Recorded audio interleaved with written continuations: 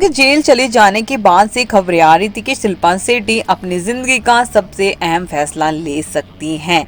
जी हाँ दोस्तों, लेकिन हाल ही में फिर से राज कुंद्रा आ गए हैं जमानत पर बाहर और पूरे 62 दिन के बाद वो जेल से बाहर गए हैं। बाहर आने के बाद राज कुंद्रा की कोई प्रतिक्रिया नहीं आई, लेकिन शिल्पा शेट्टी लगातार सोशल मीडिया पर एक्टिव हैं, अपने विचारों को लोगों के बीच रख रही हैं।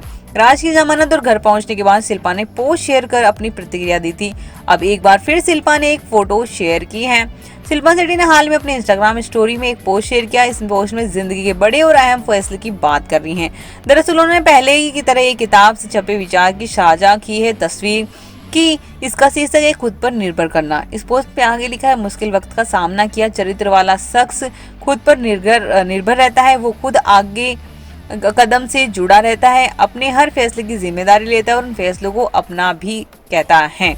शिल्पा शेट्टी के इस पोस्ट में आगे लिखा कि अंत में हम ही हर उस चीज के लिए जिम्मेदार होते हैं जो हम चुनते हैं।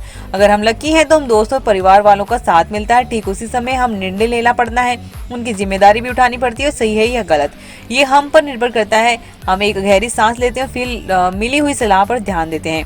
यानी कि कुल मिलाकर उन्होंने कहा है कि हम जो भी डिसीजन लेते हैं अपनी जिंदगी के, वो अपने आप अपनी उसकी जिम्मेदारी होती है, चाहे वो आगे चलकर सही होता है या गलत होता है। लेकिन अगर गलत होता है तो अपने और सही होता है, जो भी डिसीजन होता है उसमें अगर परिवार का साथ है तो वो चीज़ें आसान हो जाती हैं।